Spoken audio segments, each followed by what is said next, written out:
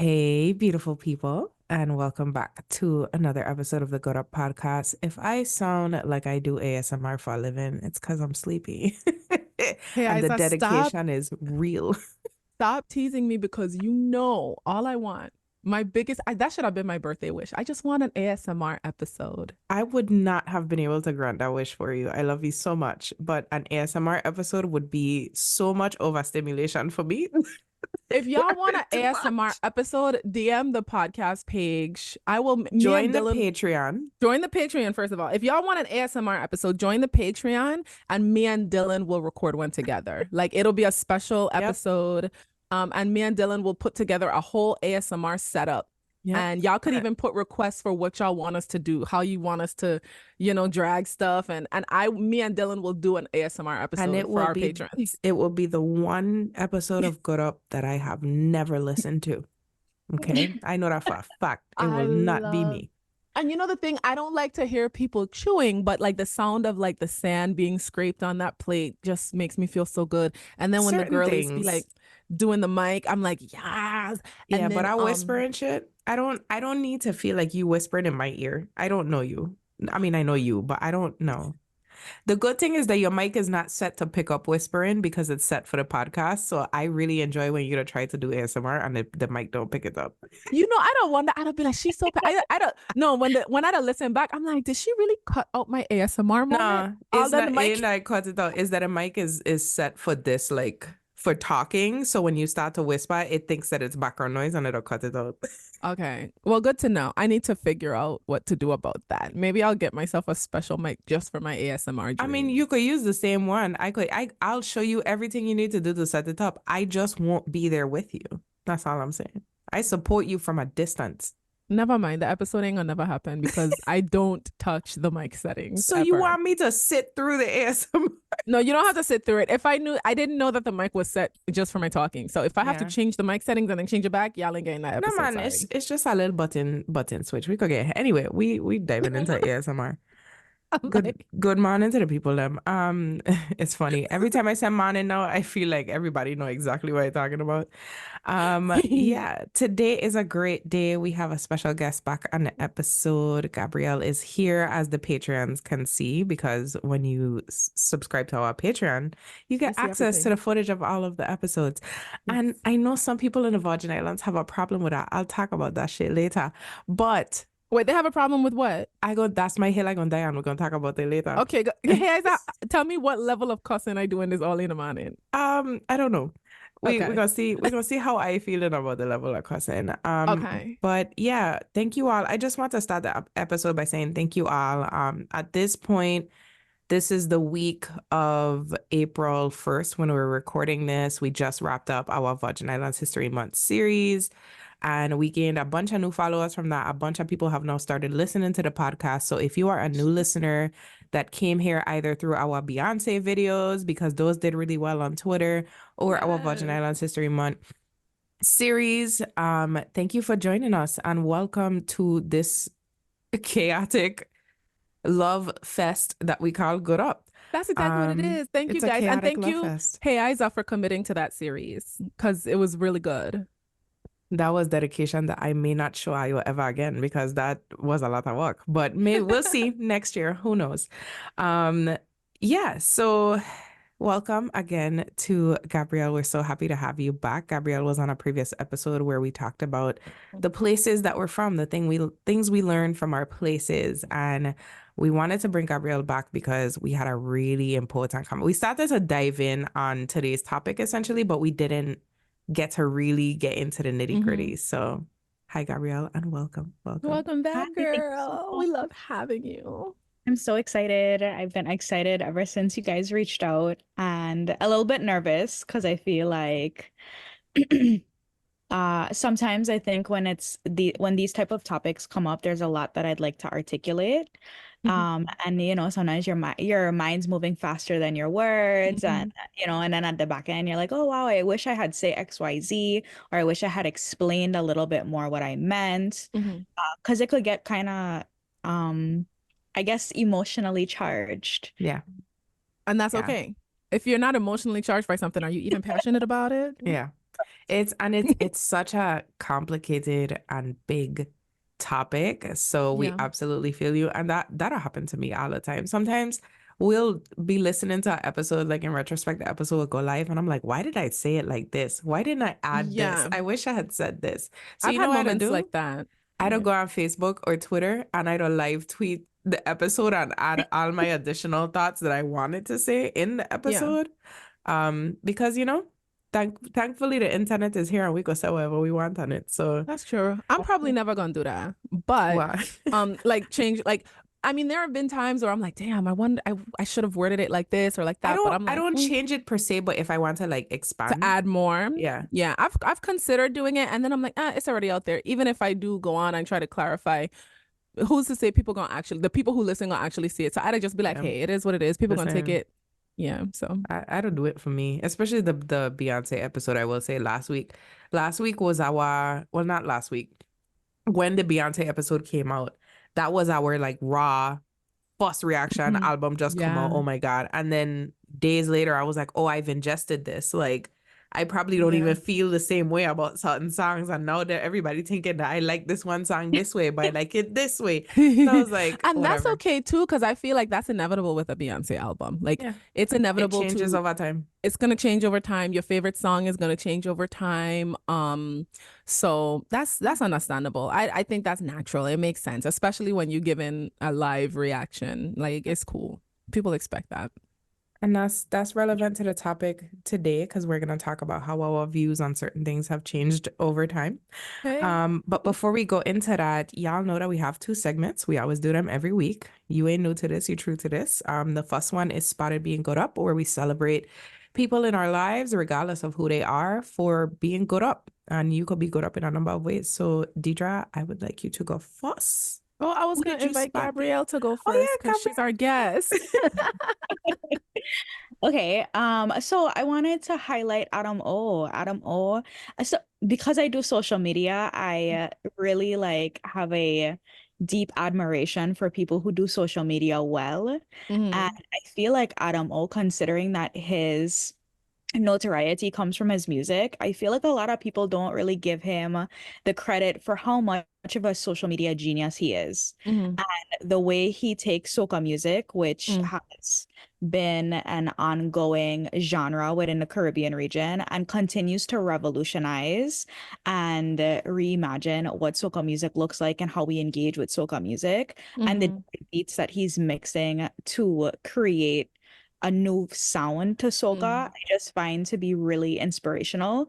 But Mhm. specifically, he just started coming out with a series where he's taking soca music and he's mixing it with other genres of music. So he did it with Mhm. Shensia. He did it most recently with Missy Elliott. And I just find that to be so like new and interesting. And I Yes. just see him really popping off on social media. And I imagine and predict that he's going to continue to grow exponentially on social media Mhm. outside of his social media, outside of his soca Yes. style that people know him as. I Yeah. think he's going to be able to be someone that branches out in a lot of different areas of Yeah. business because of his willingness to get into waters he may not be as familiar with. Yeah. I'm obsessed with that series. I think I love seeing I obsessed creative with Armand. people.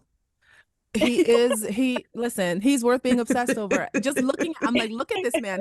He can sing. He's so talented. He's so magnetic. Like it makes sense, right? But even like when he comes across my FYP and I see like he does these mashups, I just love seeing people who are just naturally creative have some place to showcase that creativity. That's just so magical and special. And I saw the one that he did, like the mashup he did with Shensia. I was like, oh my God, it was everything. I haven't seen the Missy Elliott one yet. I'm going to go look at it. But I love that he's going to get more eyes on himself, but even just soca music in general. Because there's so many people who have no clue what soca music is. And soca music is feel good music. Like, hands down, it's feel good music. And so him doing this is just, I love it. I love it for him. I love it for the genre. And I think it's a fun series. And I just want to eat it up. Shout out to Adam. I jokingly call Adam jalapeno and he calls me the same thing. I don't know where this jalapeno thing came from. I think we were just telling each other that like our content was fire. This was like back in like 2019, 2020. So we right here when it comes to being content creators, but Adam has really, I have watched him evolve himself and his platform and his page through this very creative way of marketing himself. Mhm. That's not the typical way that I think a lot of soca artists market themselves. Like, Mhm.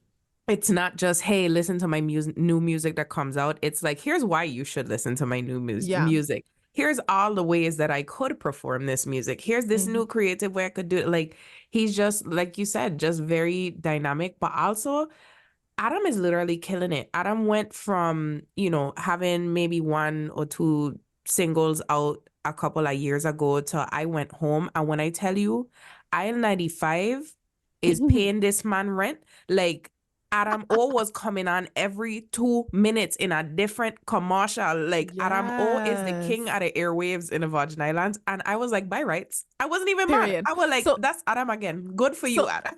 so now what I'm hearing is that we need to manifest that when we come home for festival, he needs to headline a show that we host. Adam, if you hear this, if you see this, just know that Good Up is a fan. The same way we stand Monet, we stand Adam O. And we need you on the show. Yes. We've talked about Yeah. it. We've never gotten to do it. I know that you would be willing. So I can revisit that, Adam. We need you on the show. That's a great pause and That's a strategy. good one. That's a good one because he has been spotted being good up. Yeah. I am going to, stick to the Virgin Islands theme and shout out Rashidi Clenance. He's who spotted being good up. Hey, Isa and I were recently able to be on his platform, Vivid Streaming, which was quite the honor. Rashidi was a longtime host on Aisle 95 for the Big Fat Morning Show. We grew up getting ready for school and driving to school listening to Rashidi. So for one, seeing him create Vivid Streaming and make that his thing is very dope. I love seeing people grow and expand within their respective fields. But he invited us to be on the show and he interviewed us about the podcast, and it was such an honor. It was amazing. We had a blast. His energy is like just electric. And it was quite the time. So thank you for having us. Thank you for being good up. Thank you for being a notable figure in our community. And we cannot wait to connect when we're back in the Virgin Islands.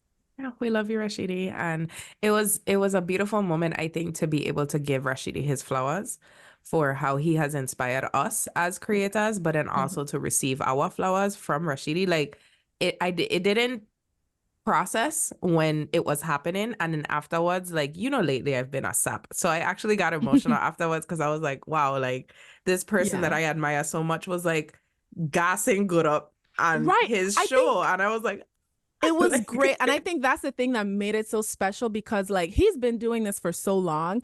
And even when me and Heiza would be like taking the opportunity to like give him his flowers, he would redirect it right back to us. And it was like, wow, what is going on? I was like Rashidi, don't gas me up. My head already big. Cut it out right now. It was really special. My inner child was very I felt very special in that moment because I was a little girl. I used to love listening to the Big Fat Morning Show and just, he was always so funny. And so being there, having a conversation with him was like, I didn't, think that would ever happen. And so that was pretty dope. It was really dope. So it was nice. And I will say that Rashidi represents for me taking your whole self to your job, taking your whole self to your creation. Like he has never been anything but Rashidi on the airwaves. Like he's funny. He's sometimes unhinged. He just said what the first thing that comes to his mind. Like, so he has been a big inspiration for how I think for me personally, how I approach Good Up, which is that if I come to this mic, I come in as Hey Isa. I'm not coming as anybody else. So yeah, I appreciate him for giving us the space to like come on his platform. Thank you, Rashidi. We love you. And Coco. Coco was great. We love Coco too. Me and Coco were DMing about I think we were DMing about Cowboy Carter. I cannot wait to meet you in person, Miss Coco. Yeah, you are such a delight. Like I really like you. I can't wait to see you and take pictures with you. But it was the whole thing. It was such a special experience. I loved it. And honestly, if you want to give us a show on your platform, just say the word and we'll do it. We'll do a special Good Up episode on Vivid Streaming if need be. Okay. A Good Up segment. Just say the word, honey. All right. So my spotted being good up for this week. It's not in the Virgin Islands. It's actually the Tucson Festival of Books. Those of you who follow me know that I have been volunteering as their social media manager for a couple of months now. Mhm. And we recently had our like first meeting after this big festival to like kind of recap. And I didn't know that they'll give out awards during this meeting. And Okay. I was awarded Newcomer of the Year. And Oh, they gave me like this cute little bottle of like sparkling wine. And I have feel listen, I want to cry. But they legit like gave me this award. They gave me my flowers. They thanked me for like all the work that I've done for them over the past couple of months. This is the largest free book festival in the country, but it's largely volunteer run, and there's a lot that they haven't been able to do because like the volunteers are older people. These are like Mhm. retired people. They don't know about social media. They don't know Yeah. about. So for me to come in and like help them really like elevate their social media over the last couple of months, Mhm. it made a huge difference for the festival, and they gave me my flowers. So I I wanted to highlight them because it's not often that people receive their flowers so soon, Mm. and that platforms like that show gratitude for the work that's being done. But also it's not often, and I gonna just say this, that the older generation recognizes young people for doing what young people do, which is like Yeah. we know this social media shit. Like Yeah, who does this? Yeah. yeah, so a lot of times it's kind of taken as, oh, well, y'all are young, so you know how to do this. And like, you're not actually being recognized for being creative and for Mhm. doing what you do. So I appreciate them for taking the time to do that, especially so soon in like my work with them. And I had feel special. So thank you to the Tucson Oh, Festival of Books. And I nice. just kicked my mic. So our next segment on the show is called The Hill That I'm Dying On. And for those of you who don't know, you should know what a segment is by now. But basically, we're gonna state our opinion. Or in our case, it might feel like a fact. And at the end of the day, that's the hill we're gonna die on, and you're not gonna beat our ass. So I'm actually trying. yeah. So I can turn the mic back over to Gabrielle and ask you, is there a hill that you're dying on this week? so I've been thinking about it because I have a bunch of them that came flowing into me. I love Um, it. but I guess to kind of go back to Adam O being my highlights of my person spotted being good up at a week. Mhm. To add on, I think what has made Adam O stand out is that Adam O is bringing his own flavor soca to soca. He Mhm. didn't jump into it doing what everyone else was doing. And I think sometimes, and I think it's very prevalent in a small community, people see certain businesses are working, right? And so they're Mhm. like, oh my gosh, like I want a piece of that pie. Mm. But there's no efforts to bring their own flavor to the business. And so what we end up doing is we end up having a lot of congestion in certain industries where all of us could shine. We don't allow that to happen because we kind of hang tight. We get inspired very quickly by other people, and we don't always consider it to ourselves like how could we bring our own flavor so that way there's not a Yeah. competition, but there is a collaboration, I guess, that's happening. And that really came Yes. hard because I did a feature on my friend on my social media, and she um did the chocolate covered strawberries like Mm. 10 years ago before it was a big thing. And since then, there's been so many businesses that have popped up that have been providing that service. And I think it's beautiful. And I appreciate my friend because when I asked her if she planned on, doing cake baking and stuff, she said no, because she felt like all of us had the capacity to thrive together. And I think Mm. that was a really beautiful, as someone who was in the game and could very well develop like because she has a beautiful business platform. She's a very excellent businesswoman. But I just found her sentiments around not wanting to step into other people's arenas when she Mm. didn't have to, because Yeah. she already did something that was working and she didn't have to compete with anybody Yeah.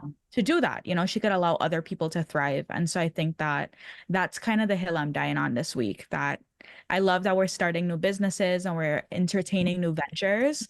But I also think that um, considering how can we be complementary to what's there versus Mm. competitive nature. Yeah, I love that. I'm coming over. I like yeah. that hill a lot. That's a good hill to die Thank on. That's a really good hill. My hill is kind of ratchet and mainstream pop culture-y, but I don't give a fuck. Let me tell y'all something. Leave Beyonce and her sexuality alone. Ever since Renaissance came out, the girlies have been like dissecting this lady. People insist that she's bisexual. Whether she's bisexual or not, it's really not our business. That's number one. I haven't Even seen this online. That's crazy. if by chance she comes out, it's still not our business. And we're fortunate to get that information from her. Secondly, if by chance Beyonce is bisexual, I strongly believe that Michelle Williams is her woman, okay, and always has been. I That was is- waiting for you to go left. I didn't know when you were going to go left, but I knew it was going to go left. I don't give a fuck. I have been down that rabbit hole, okay? I am with the conspiracy theory girlies that believe that Michelle and Beyonce are madly in love. That is her woman. She only got with Jay-Z for them children because Michelle is the love of her life. But let's leave Beyonce alone. I actually need to go down that rabbit hole now. I don't like how people pick apart her spirituality. I think Oh, that's first of all, I'm not even don't even play with my queen and her spirituality. You know, like it's clear that she practices African spirituality. I love it for her.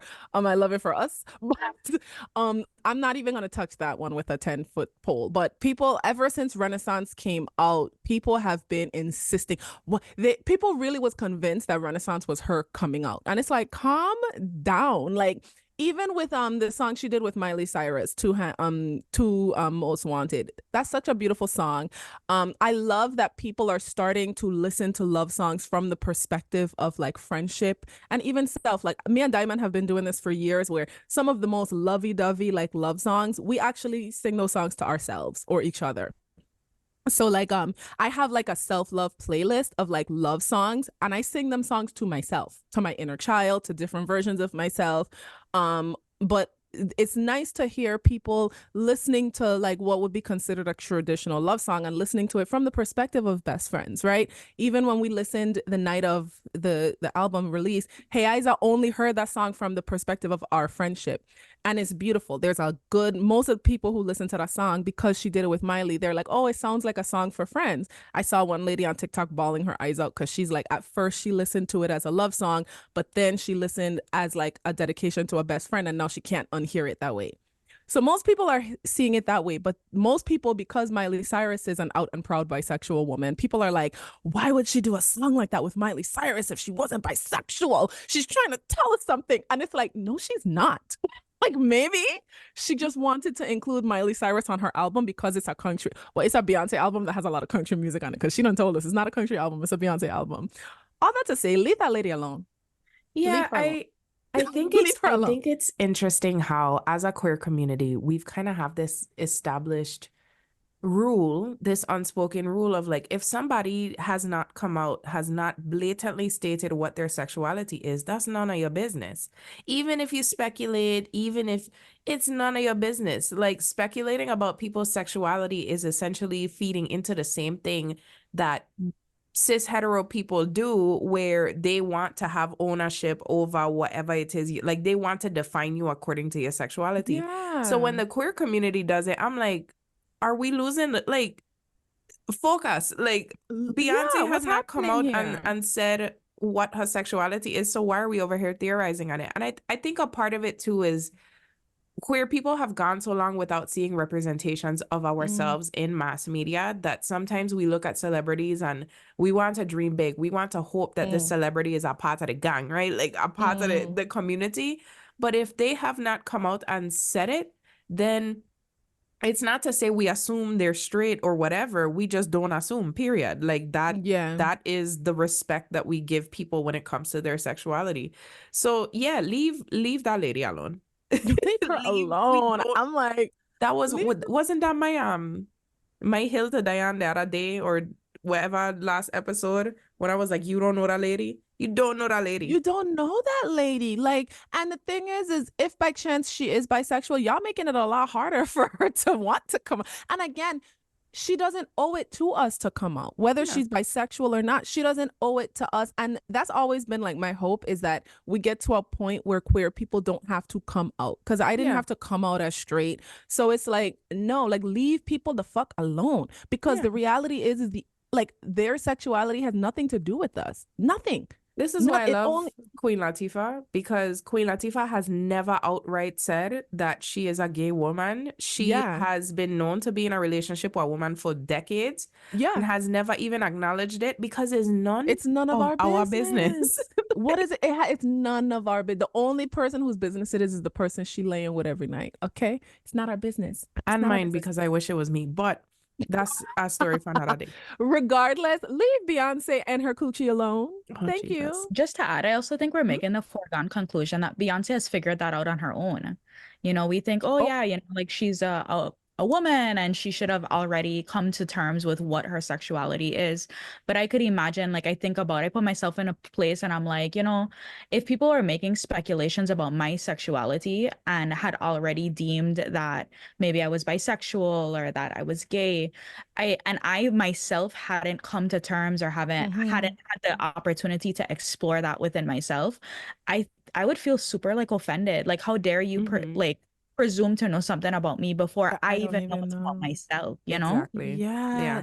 You know, first of all, this is why I love having Gabrielle on the show, right? Because Gabrielle comes on with a level of intelligence that's like mind blowing. Like, I didn't even think about that. She probably hasn't even figured that out about herself. And now that you're saying that, I want all the lesbians in my life to be honest with me. Am I a lesbian? Am I gay? Am I bisexual? Because listen, I don't tell people all the time, right? Like, I am living proof that if you could choose your sexuality, like I No, would be, yeah. if I could choose my sexuality, I would be a lesbian. Yeah, no, Okay. Deidre, as a bi woman who spends a lot of time with you, I know for a fact that if you could, you would. If I could be with women, baby, So, I would have a studsman. No, actually, I would be married to a very fun woman. Like if I was gay, honey, baby, I would be married to a gorgeous, stunning, feminine beauty. Okay. So we could share clothes. Okay. And we would just be so sexy together, raising a family, honey. yeah, this is how I know that you're not, because I'm like, Deidre would not choose men I on would purpose. share, our home would be so beautiful. We would have you know what I would do if I was a lesbian? I would buy 2 king-size beds and put those motherfuckers together. And me, my gorgeous wife, and our 7 children would be in that bed together. And we would be a beautiful family. How This are sounds so you? dreamy. And It Does.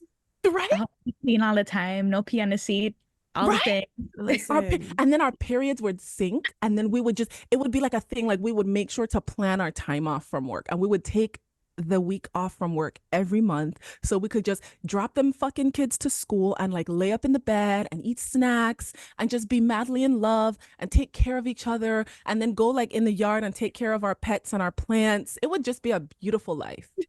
Being a lie, you probably convinced like 50% of the listenership here that, wow, maybe I want it and I just never know. Yeah, like I want that so bad, but I'm just not sexually attracted to women. Like I have best friends where I'm like, we could have a beautiful life together if only I could bring myself to do those things listen. with you, but I just can't.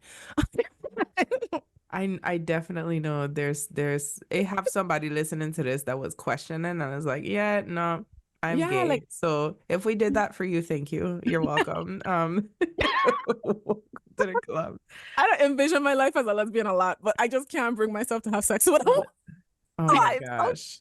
And that's how you know sorry. it's definitely about sexual attraction. Yeah. So the hill that I'm dying on this week is so this is the plot has been lost. Okay, that's my hill. The plot has been lost. A lot of y'all are losing the goddamn plot. And the reason I say this is because the other day, and we were talking about this before we started recording. I have been very vocal about Transfer Day for years, about my Mm. dislike of Transfer Day. And for those of you who don't know what Transfer Day is, it is the day where we acknowledge the purchase of the Virgin Islands by the United States from Denmark. So essentially, the transfer from one colonial power to the other, which is very fitting for today's episode. I did not grow up having smoke for Transfer Day. A lot of us were indoctrinated into thinking that Transfer Day was something that we celebrated, that we were happy to be American citizens. And over time, as I got older, I think especially with the rise of the Black Lives Matter movement and my being educated on what colonialism is, shout out to Tariq McMillan and everyone who blatantly protested our centennial Transfer Day. Oh My yeah, I remember that. views have changed. I have Yeah. evolved because that's what happens when you have a growing fucking brain, is it evolves. You think differently, okay? Yeah. I going somewhere with this. So I, on Transfer Day, posted that we do not celebrate the sale of a people because although Transfer Day is worded very carefully as a transfer of power from one Of thing to the deeds. next, Yeah. the sale of land from one thing to the next. There were people on that land, okay? Yeah. So when you sell people, what is it called? Okay, thank you. I Okay now. again Oh, have been vocal for the last couple of years. So if you know me and you know my brand, you know that this ain't nothing new. But yeah. for some reason, when I posted about it this year, somehow wanted to act like this was a brand new view on Transfer Day, which it's not, because I wasn't the only person who expressed it and I wasn't the only person who felt that way. But somehow decided, I speaking to one person in particular, somehow decided You to see, I write adjusted my mic. to write your essays and your paragraphs about how, you know, people are expressing distaste with Transfer Day, but very much benefiting from being a US citizen. And you decided to be a little shady and say that we have our podcasts and our paywalls and our content behind paywalls because we have the benefit of being American. So I decided to share that the lowest tier for our Patreon is $1. So if that's steep for you, boo, I'm sorry. I'm sorry that that breaks into your expenses. However, Transfer Day still sucks and I'm not changing my mind and I dying on that hill. So the plot was lost because y'all very much made this about, oh, well, you benefit from being American versus acknowledging the fact that being American, I should benefit because I was purchased against my will, buddy. So Facts. focus on the plot. Don't focus on me. Don't focus on good up. You're not mad at us. You're mad because you don't know how you feel about being a colonial citizen and you haven't figured that out yet. So figure that out with a lady. Go call a lady. Don't call good up. This is not about good up. This is not about hey Isa. This is about you. Focus on the plot. With that being said, fuck Transfer Day. And Hey, you're lucky that I didn't say that. I said rethink. And Biko Macmillan was like, hey Isa, you don't say fuck Transfer Day because you're gonna bring in a whole set of people you don't want to bring in. You should change this part. I was like, okay, Biko, I'm gonna dial it back. So I changed it to rethink. The hashtag was originally fuck Transfer Day. I chose to behave. Again, shout out to Biko. He'd always come in and be like, hey Isa, dial it back. Dial it back. So yeah. with that being said, we're gonna talk about Transfer Day more. We Yeah. are, because that's the episode today is very fitting. But focus on the plot. Don't focus on me. Don't focus on the dollar that you could pay to get behind that supposed paywall on Patreon. Yeah. Okay. 4 quarters. It's not that much. And it's monthly. I mean, focus on the plot. That's my hill. there was a point where you referenced like, you know, the people being we are considered property, right? It's like buying a house, right? Like when you think about how this transfer happened, somebody bought a house and the furniture in it. Baby, we the furniture. We were minding our business. We were the people in the house making toast, putting Well, that's what jam I'm on saying. our toast. We and were somebody else walking. I was like, I own this fuck now. I own it now. So, and I'm sorry to compare us to like furniture, but think about that's what it was. It was basically somebody bought a house and they're like, oh, can I keep the washer and dryer? Perfect. Put that on the deed. Baby. Like, what? Yeah. You defending being somebody's property, babe? And if you don't fully understand that context, that's fine, right? What I want to know is what does us making sure that we're properly competent, like slavery is over, babe. We're not working for free. We're not working for free. What does us having a podcast, and obviously it was directed at Hey Isa, but the beautiful thing about me being on this podcast is this is also my podcast. What does me and Hey Isa choosing not to be enslaved have to do with this process? What does it have to do with her saying to rethink Transfer Day? That's why I said focus on the plot, because it's not about the paywall and good up. And I think a lot of the argument that was made is, would it have been that much better if we had remained Danish citizens? There's no way to know. We're benefiting from being Americans and this and that. And my answer to that is, 1, there's no way to know because we didn't have a choice. 2, the point here is that we should not be citizens of any country that purchases us just to purchase us. Like, facts. we should have a right to self-determination. We should be able to have that conversation and decide for ourselves now. And you also focus on, oh, well, we don't have to have passports. It don't take that long to apply for a passport. Like, Yeah, it's dumb. And I understand where people are trying to come from with, oh, y'all are complaining about being US citizens, but you reap the benefits. We literally don't have a choice. We don't have a choice. I should reap the benefits. Like, you should reap the benefits of the nation you belong to. That there are, the few that there are. I'll also say that I feel like sometimes we get confused too. And we get confused because as much as we reap the benefits of being American citizens, America reaps the benefits of possessing, because we're possessions of the United States. Exactly. To underscore Deidre's point about us being furniture, we are literally considered possessions of the United States. Okay. And I think that we forget that there is a huge benefit that America gains by having our territory. You know, in one, we're in a very strategic place in the Caribbean region. Two, we're in America's back door.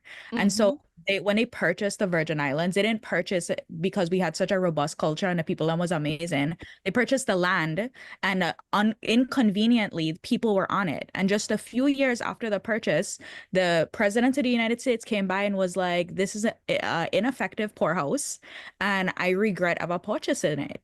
Like, there was deep regret by America for purchasing a Virgin, and it's in the history textbooks. And to go further, because I didn't see the status and that this person had made, which I think is really see it either. It got sent to me multiple times, and I was like when you're a child, right? And your mother reading somebody down to the ground, and you just behind them watching, like, that's how I feel right now because Gabrielle is coming. Because I am confused, and the further notion of this podcast and the paywall and its American citizens. One, that is what America does to its citizens, is it hyperinflates our ego to think that being an American citizen is amazing, when in fact, America is a failing country.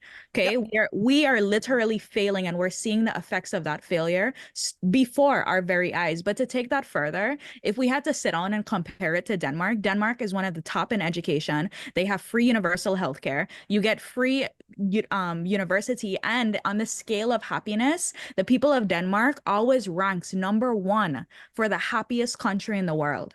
And so if we wanted to really sit down and get into the nitty-gritty, while all of those statistics, America, for being a considered first world country, ranks horribly in education, horribly in healthcare.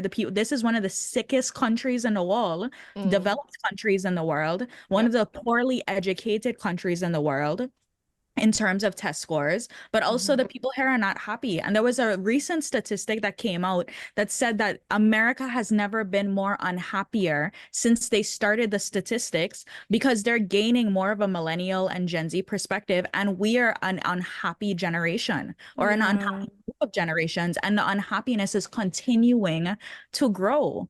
And so when you sit on and you're all like, oh my God, thank you, Papa America, and it's paternalistic, like relationship with the Virgin Islands, you sit on and you're like, oh, like you could sit on and really conceptualize, well, wow, thank God we're American, because what would we be otherwise?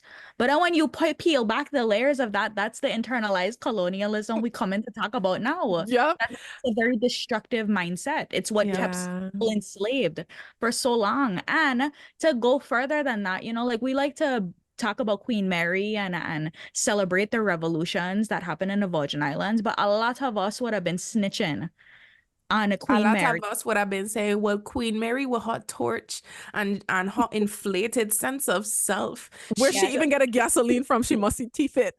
Right. You complaining about contract day and how much are you getting paid and how are you getting treated? At but what would Right, at least I'll get to be workers after this. What would we do without the farmers on the island and the plantation owners? You have no idea. Like, do you hear yourselves? Back.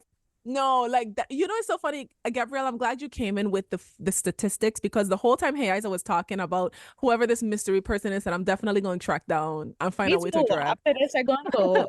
I didn't want to show Deidre the post because Deidre, when it comes to her sister, them unhinged. I don't play about my sisters. Like, period.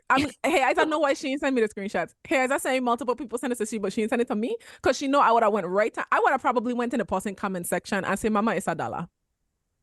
But anyway, back to Gabrielle's point. The whole time Heiza was sharing this information with us, I was sitting here thinking, I know, like, I'm not super tapped into the tea, but what I do know is that this country ain't it. Like, I wonder if our lives, like, I'm sure our lives would have been better if we did still belong to Denmark. And then you came right in with the facts and the tea. Yeah. You know what's funny is I've been very expressive about how I feel about being a US citizen before, and I've had particularly a white former teacher of mine come to me and say, "Well, you're living in Arizona right now. How do the people of Arizona feel about you being there when you're not from there?" And I was like, I'm very aware that the native people whose land this is would rather me not fucking be here, and I acknowledge it every time I get a chance. Yeah. And if they want me to get out tomorrow, matter of fact, I leave in the state soon. But like, unlike you, I can look a native person in the face and be like, yo, this is your land. This is very much your land. And I am so sorry for even being here and for what's been stolen from you. Y'all will argue us down about what's been stolen from us. So I don't have the same problem as you. I'm not a denier of what's happened. I'm very much aware of it and that I benefit from it. So all that to say, I didn't want to give this person a whole bunch of airtime because obviously they feel disgruntled and they were looking for the attention that I'm giving them now. So I hope it was worth the dollar that you wasn't willing to pay for the good of Patreon. But all that to say, I think sometimes when it comes to people, me, Gabrielle, Deidre, other people on the internet expressing our frustration with our status, with where we are, I think the reason that sometimes people are so quick to want to defend America is because that's all you have ever known. It's comfortable to not want to find anything wrong, because when we start to really face down the problem, then we get that feeling of, well, what are we going to do? And a lot of you, like Gabrielle said, aren't willing to do anything. So you would rather speak out against the people who are, instead of acknowledging that if this was to be a revolution tomorrow, you would be inside your house with your bed slippers on. And that's fine if you don't want the smoke, but just acknowledge that, hold on to that, don't lose the plot, but don't make it about me either. Facts. Stay on track, stay the course. And just to add a final little note onto that, the reality is that, again, we were simply the furniture, right? In this purchase, we didn't have a say. Our ancestors didn't have a say. A lot of us in this conversation, we have a grandparent or great grandparent who was a part of that and didn't have a say. So naturally, we don't really have a say. But I'm an animal lover. So naturally, I love animal documentaries. I love to follow like those, like, nature people who go into these habitats and whatever.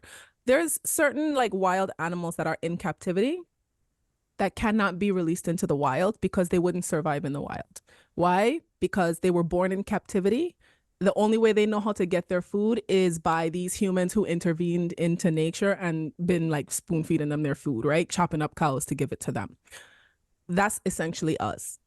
We were born into this colonization. I don't know if I'm using the correct language, but we were born into this. So we don't have a way to just, if I could deposit myself back to Africa where my ancestors were, I absolutely would. But I don't know anything. I don't even know what country in Africa my ancestors come from, right? So imagine me being like, you know what? Yeah, I might have been born here, but I'm African. My ancestry is African. I'm going back to the motherland. I'm going back to where I come from, as the palm-colored folk like to tell us to do. Where I'm gonna go? Where I'm gonna go? Where I'm gonna just be like, you know what? Yeah, Nairobi sounds lit. Let me go to Nairobi. And just like, I can't do that. Yeah. So we have to just accept what we've been given, make the best of it, but also be honest about what's really happening here. Yeah. That's all I'm gonna add, so we could get into this episode, because we've been here for a minute already. I mean, we into the episode because as you saw from the title, today's episode topic is colonialism. So specifically how we're impacted by it. So Gabrielle was on a previous episode where we were talking about, how the places that we come from shape who we are. And shout out to Ayala, because she was on that episode as well. And that episode was really specific to how the places that we've lived in have changed us and impacted us. Today, I wanted to go back to something that started in that episode, which is where we started to talk about colonialism and how colonialism is impacting our everyday lives, like currently. I think people hear the word colonialism and you think about a very old, distant time with like ships and Columbus and all of that stuff, when colonialism literally has its claws in every single aspect of who we are and how we live our lives today. Yeah. And I wanted to dive back into that. So I'm going to define it for people who are not familiar with the word.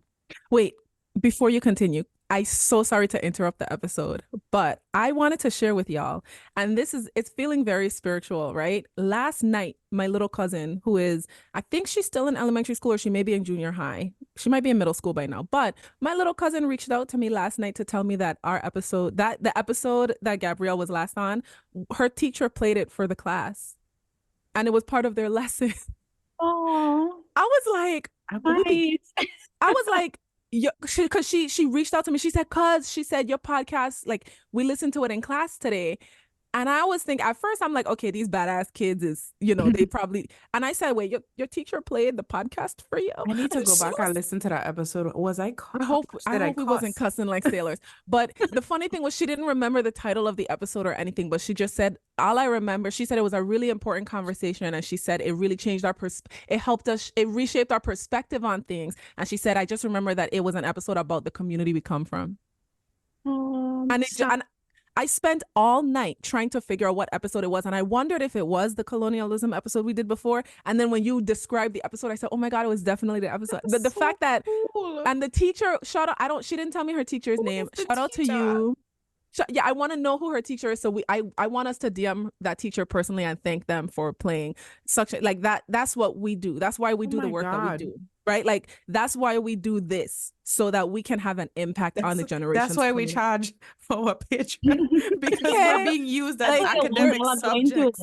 Yeah, so that's so special to me, because for me, y'all know my struggles with considering myself a content creator, because for me, any content that I put out, I need it to benefit our community. That's like a promise that I've made to myself many years ago. But as Heiza was recapping that, I was like, holy shit, that's the fucking episode. And the fact that that teacher played that right before we was about to record episode 2, like the follow-up to that episode, is just fucking bananas to me. Yeah, I almost want to give, I almost want to gift that teacher the video of this episode. I don't know if that teacher is a patron or not. I'm gonna try to find out who that teacher is so I could surprise them with a little gift of some merch from us or something. Whoever that teacher is, I will clean up this episode. I will remove every bad word if you want to use it for your subject matter. No, because I think me and Daima were just talking about this. I love that millennials are who's in charge now. I love that we're who's in charge, because we're doing for the generations after us what we needed. I would have given anything to have a teacher play a podcast like this as the lesson. I would be able to retain the information if it was more relatable like this, so I'm gonna try not to curse as much, but the fact that our cursing does not deter educators from using what we're doing. Like, we're bringing on people who really do this work, like Gabrielle, and it just means so much. But I'm so sorry, I didn't mean to cut you off, but when you was describing, I was thinking, oh my God, that's the episode. No, that's really cool. Shout out to that teacher. If you know that we're talking about you, please DM Good Up Pod so that we can give you your flowers. But yeah, and it makes sense, because she might have played it for transfer day, like as the transfer day lesson. Yeah, she might have decided, as opposed to us celebrating transfer day, let me give y'all the real tea on this shit. She might have used that episode for that. So he or she, let me stop assuming that that teacher is a woman. That was really dumb and sexist. I'm sorry, but anyway. Go ahead. So whoever the teacher is, definitely reach out to us. Shout out to you. And thank you for including us in your lessons. That's dope. You should also go to Gabrielle's page on social media, because she has a shit ton of content that you could be using. Also, shout out to Shani as well, who was doing amazing VI History Month content. Use hers as well. Like, there's so many creators who y'all could be using in your lesson plans, and we're glad to be included. Thank you. So yeah, diving into colonialism again, I'm going to define it for anybody who's listening and is not familiar with the word for any reason. So colonialism is the structure or structures through which one group of people, typically a nation, subordinates and exploits another, and then justifies that subordination and exploitation by claiming to be the intrinsically superior group. So white people have largely been responsible for colonialism, because colonialism and white supremacy are hand in hand. They work together. They support each other. They feed each other. Colonialism is a tool of white supremacy. Yeah. So diving into this episode again, we wanted to really follow up on our conversation. Countries like Britain, the United States, continue to retain control over colonial territories. So a lot of people think that colonialism is over because a lot more places are independent, or there's not really as many empires as there were before. It's not as blatant, but there continue to be U.S. territories. There continues to be Western influence in countries that would have otherwise been independent. And those countries almost always happen to be Black, brown, and indigenous. So not a coincidence by any means. But what I wanted to do is kind of bring us to modern times when it comes to colonialism and talk about us as individuals. How do you think colonialism has personally impacted your life? So when you think about your culture, home, your connection to your roots, what do you think colonialism has taken away from you? And Gabrielle, I'm happy to have you start here. Yeah, so you're absolutely right when you talk about how people listen to the word colonialism and they think that it's a really old term. And I think in a lot of ways, our history books have fed that misinformation to us, because in our history books, you'll often see, the post-colonial society, making the assertion, right, that colonialism is something that used to happen, but it's no longer a prevalent factor in everyday life, which is simply not the case. We see what is now known as neocolonialism, which is a bit more of an insidious means of colonialism, in which you have larger countries like the United States, like Britain, like France, that employ a bunch of different techniques in order to still thwart their influence across communities, like, the countries in Africa, or even what we see happening in Haiti now.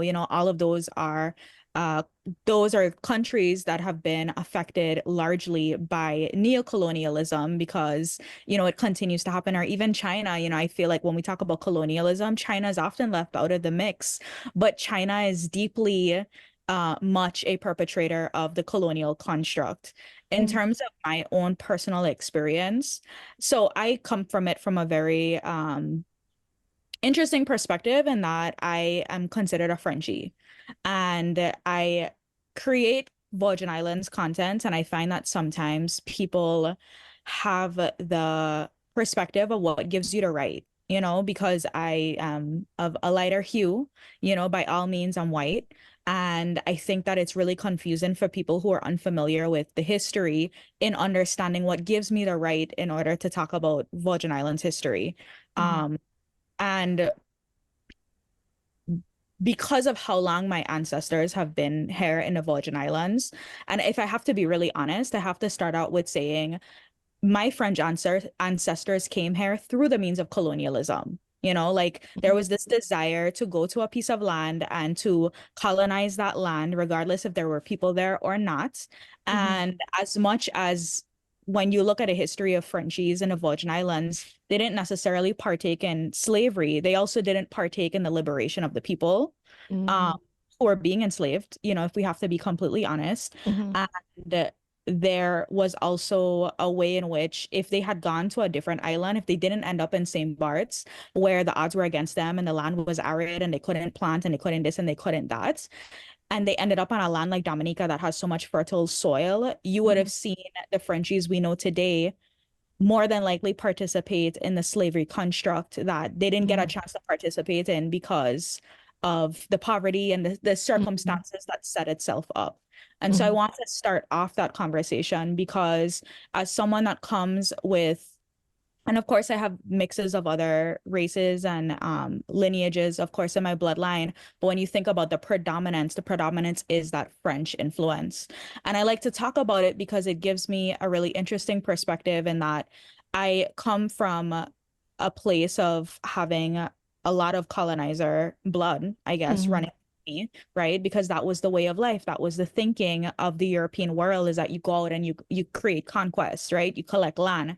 And then at the point in time where they came here and they realized that, oh, we're actually quite poor and we're starving and we're hungry, and now we have to relocate to other islands and assimilate into the local population because we genuinely don't have another choice. I think that's where colonizer had to turn into collaboration with community. So I wanted to start off with that, right? So it was essentially a survival measure. It was exactly. It was either survive by blending in or just like kick the bucket. Exactly. Because at this point you have nothing to put influence over. I think a big part of colonialism is that you have to have some sort of, whether it's money, whether it's like a skin tone. Weaponry. Yeah.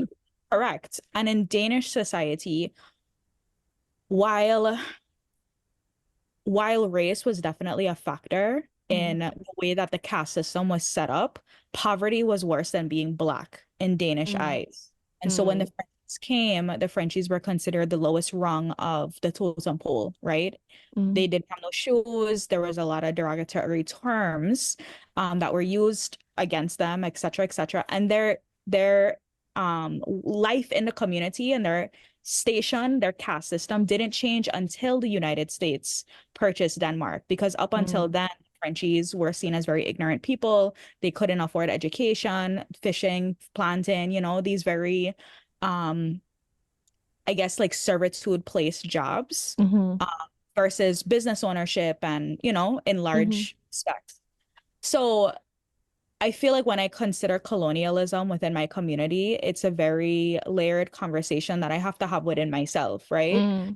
Because at what point is there acknowledgement in the fact that in order for my family to have been here so long, there was definitely an onset of colonialism, but also in order for my family to still be here and to be able to thrive here, there had to have been a shift within that mindset, which evidently happened because the Frenchies ended up staying here and creating deeper roots, I guess, within the community, which is how I came to be here.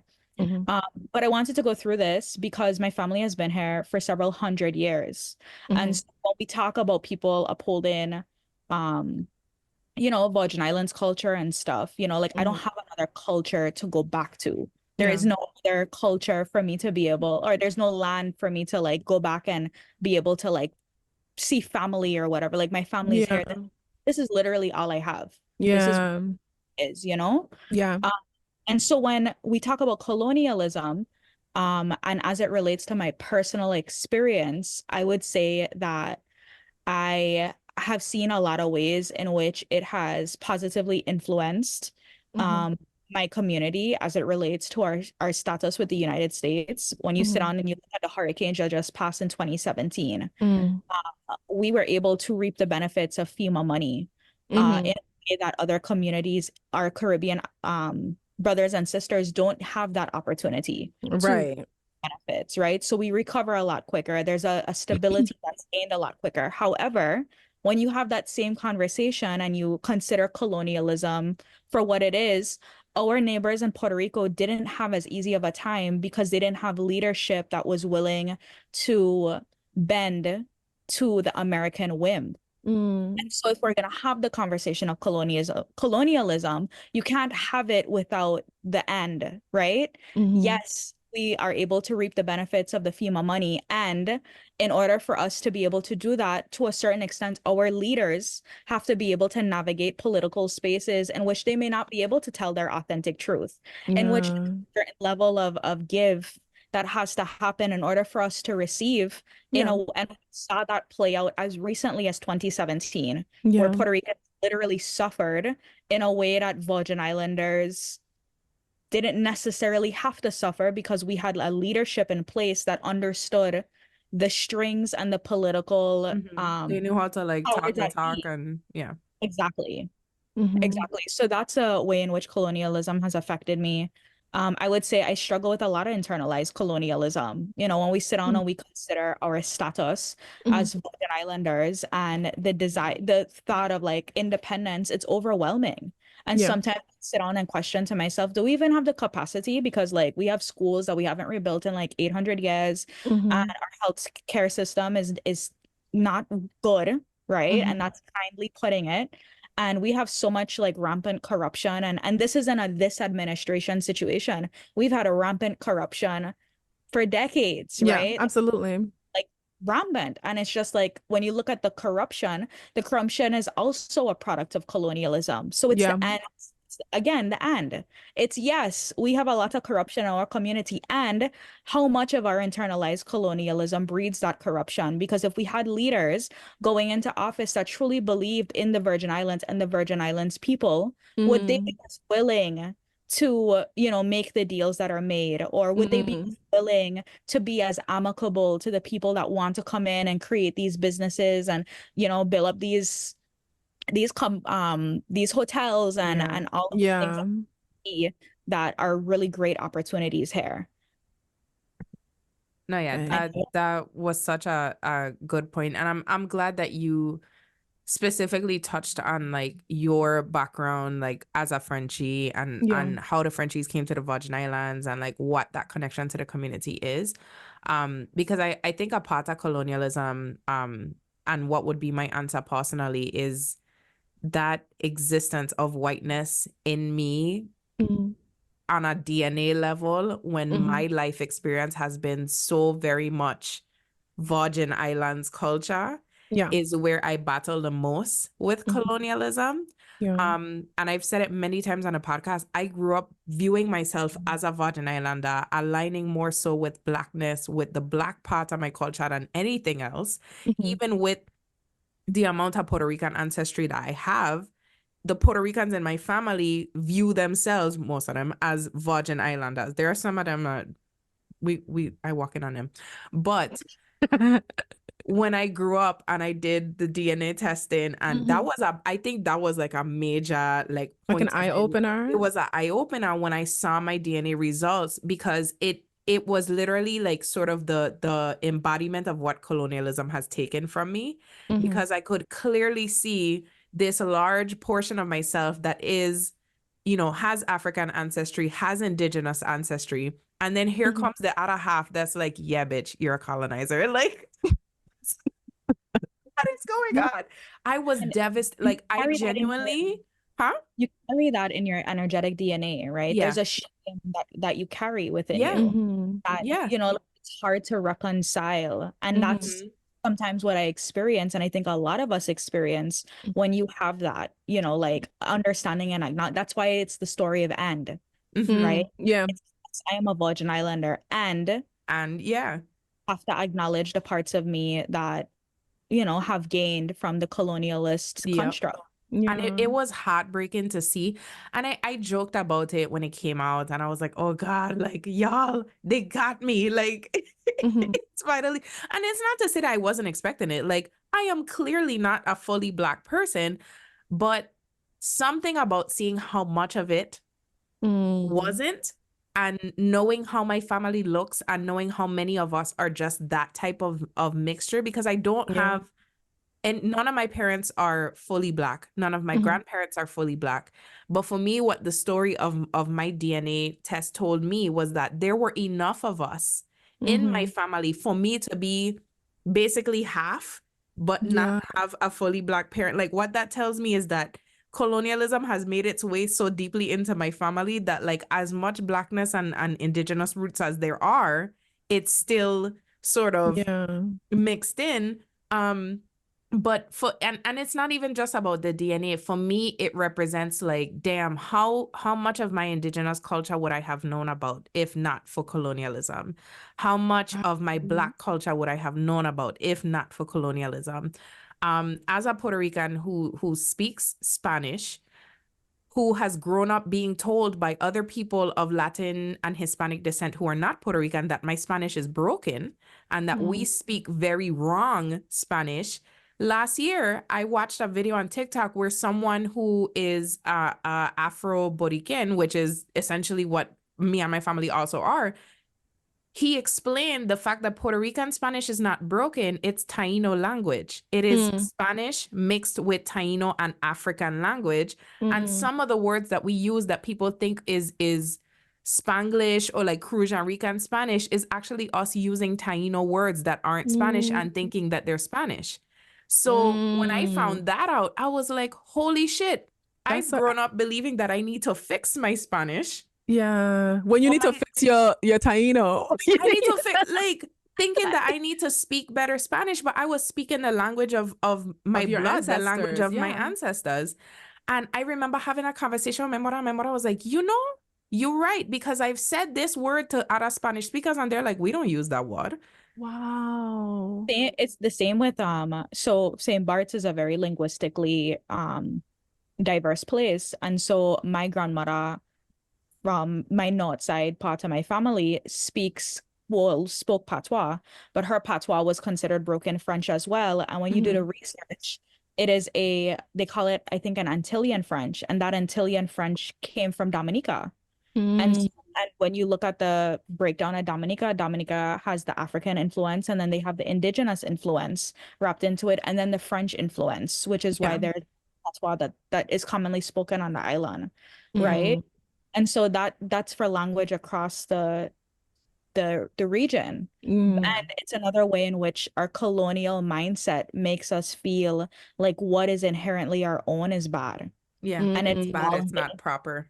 Exactly. Yeah. And it's the influences that make us better, right? It's the English from America that for some reason seems to make us more intelligent or more eloquent. Yeah.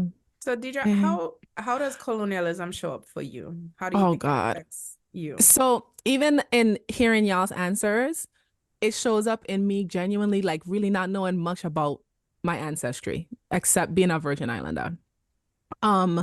I don't know how, I mean, from what I understand, I know that on both sides of my family, our ancestry is really only traced to the Virgin Islands. And of course, whatever part of Africa our ancestors were kidnapped from, right? But I don't really know all the details. I just know my family on both sides to be Virgin Islanders. So that's genuinely all I know. So I've never done like an ancestry DNA test or anything. I've always been a little bit reluctant to do one. And lately I've been feeling called to doing one, so I might do one now for sure. But I think there's a part of me that's almost like there's anxiety there, because I'm like, what if I do this kit and then I find myself wanting to go so like, I don't want to become one of those people who does ancestry DNA and is just super obsessed with tracing my African heritage and all that. Like, I'm not opposed to it. I love my ancestry. I want to know more about whatever my lineage is, whether it's African or like native to the Caribbean, right? Like, or indigenous, or whatever it is. I'm a little anxious about what's going to come after. Like, okay, so I do this DNA test, then what? You know what I mean?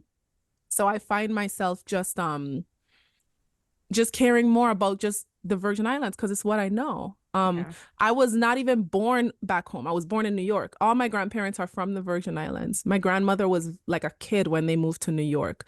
So my grandma, she was back and forth between St. Croix and New York. My grandfather, born and raised in the Virgin Islands. I also, there's a little bit of like a shameful, at least for me, part of my ancestry where my grandfathers, I'm speaking of my mother's father's side specifically, they were those Virgin Islanders who kind of were elitist and kind of separated themselves from Down Islanders. And that's the only language I know. So it's literally lack of a better term.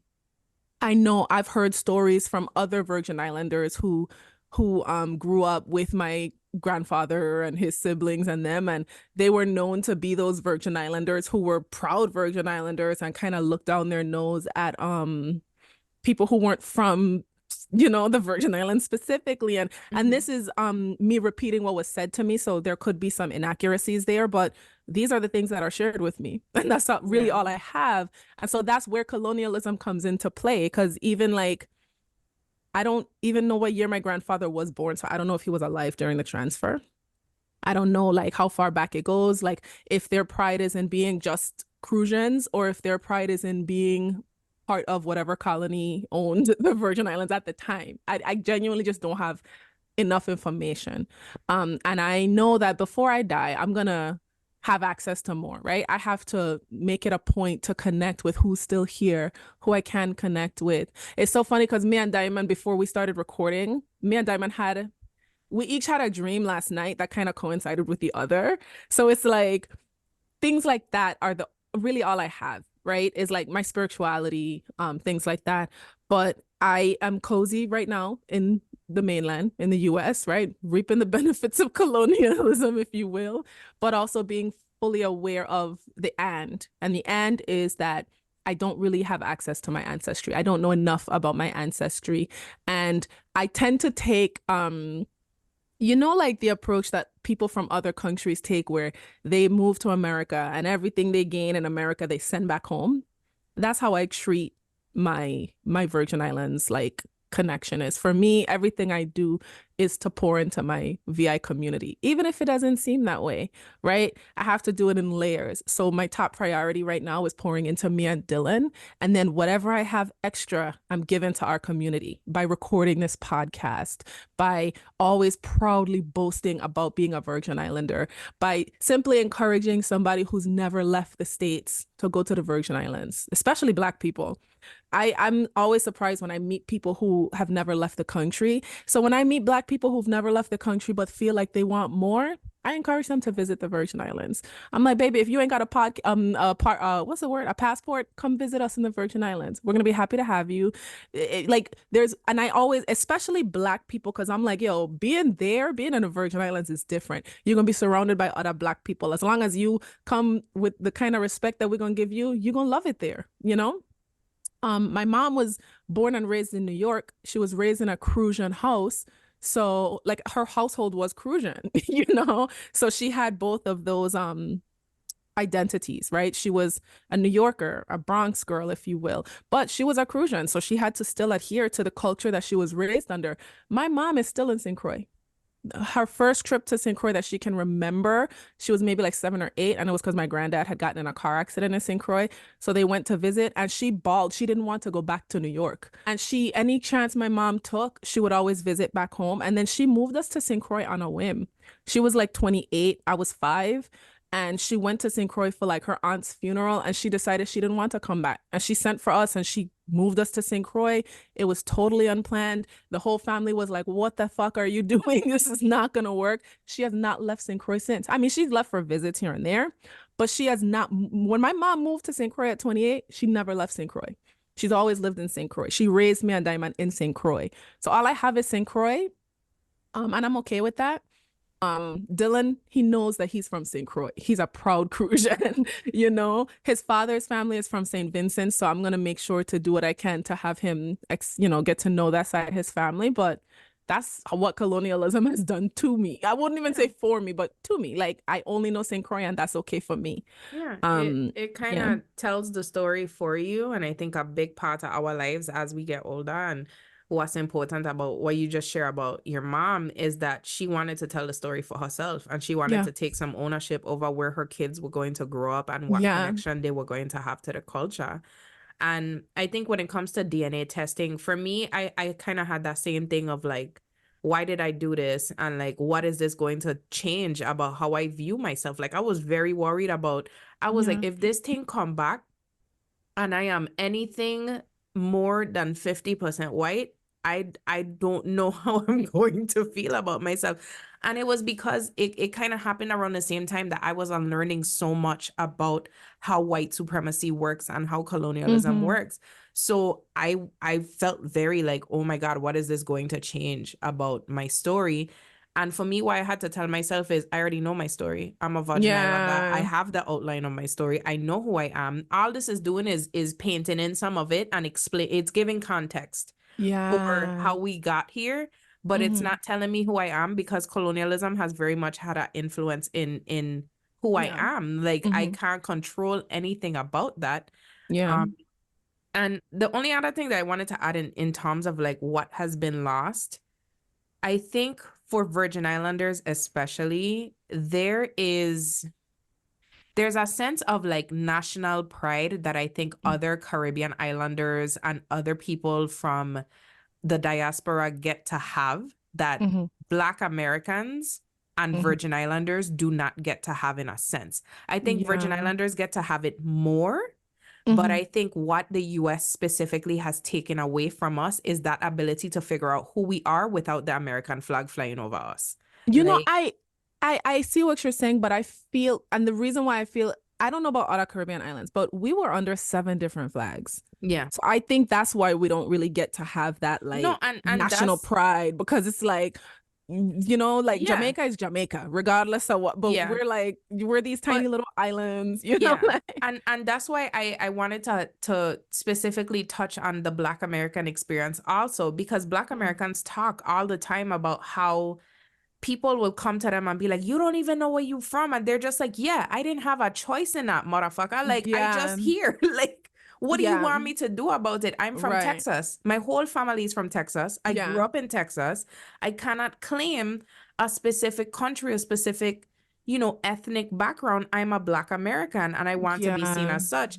For the Virgin Islands is like that. Like, I am a Virgin Islander because if you ask me to pick one, there's 7 plus yeah, to yeah, choose from, and I don't know exactly. which one had an influence. I don't know which one is the responsible party for the whiteness in me. I don't know. I think it's Spain, Yeah, but like, I genuinely don't know. So I think yeah, colonialism has taken from me and from others the ability to really say, I am this, my family is this is our whole, this is our right. story.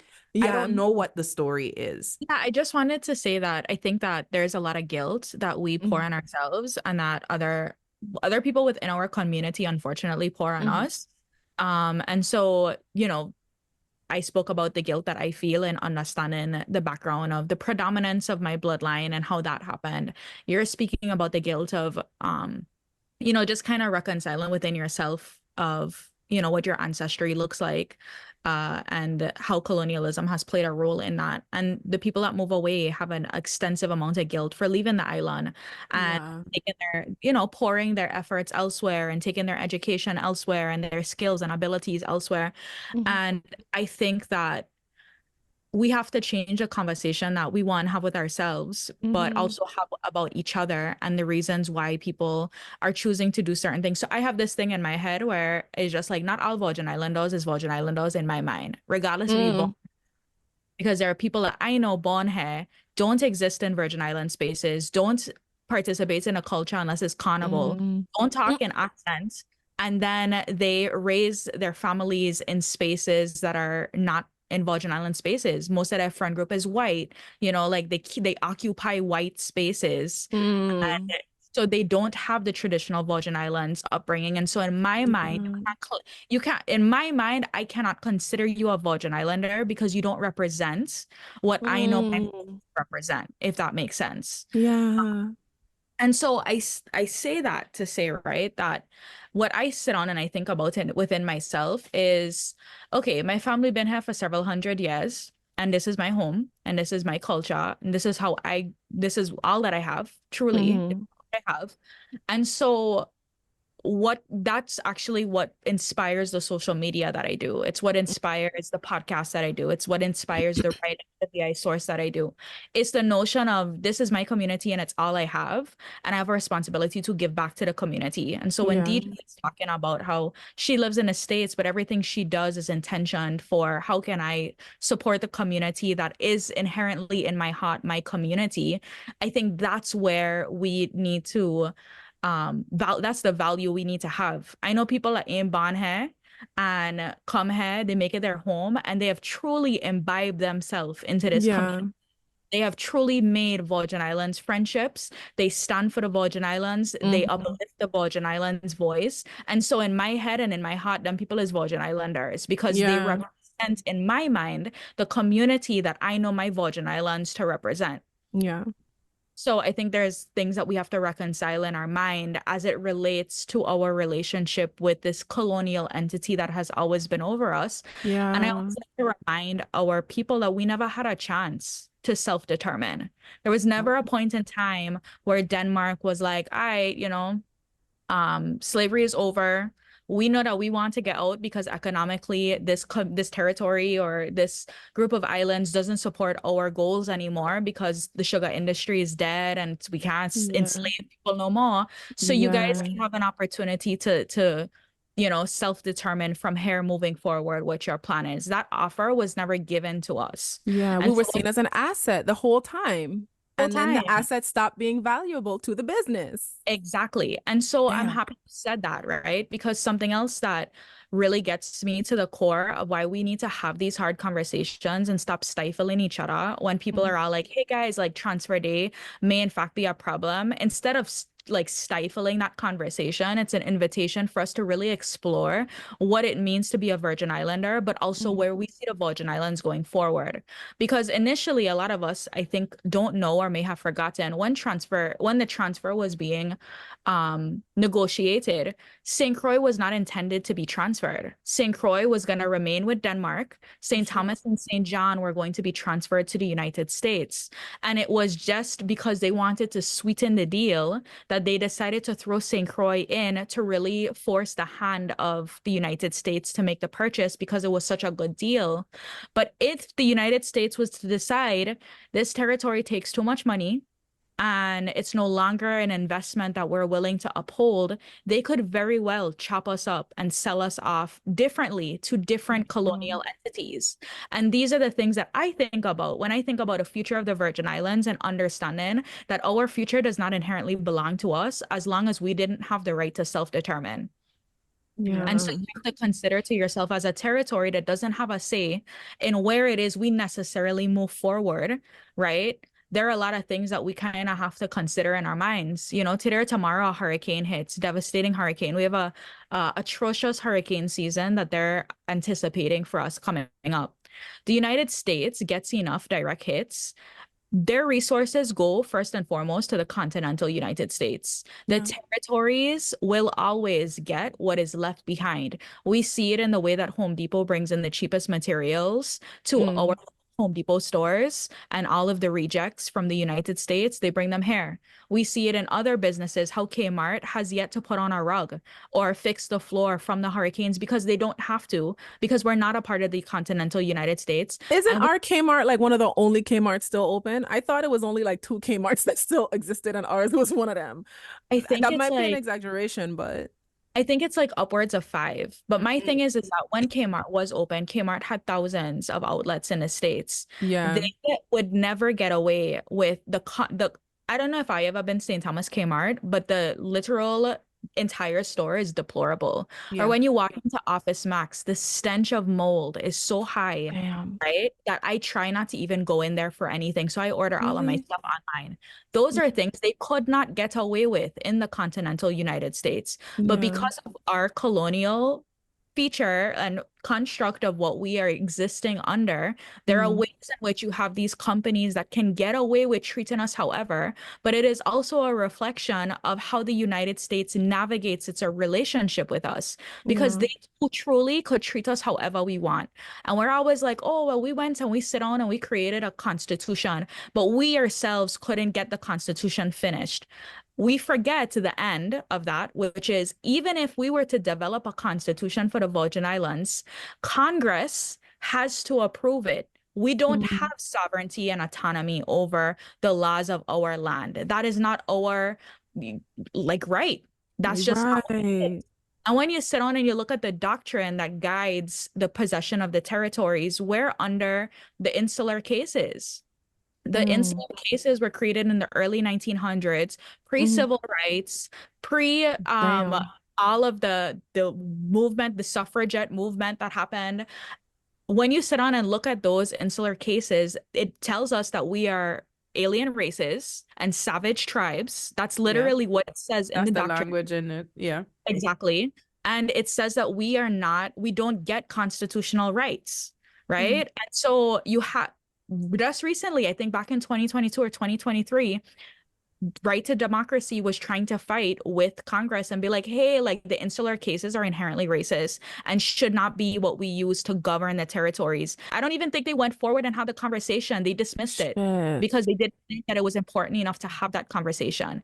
And so all of the people that like to sit on and be like, thank you, Big Daddy America. Big Daddy America has given us what it's given us, which is nice.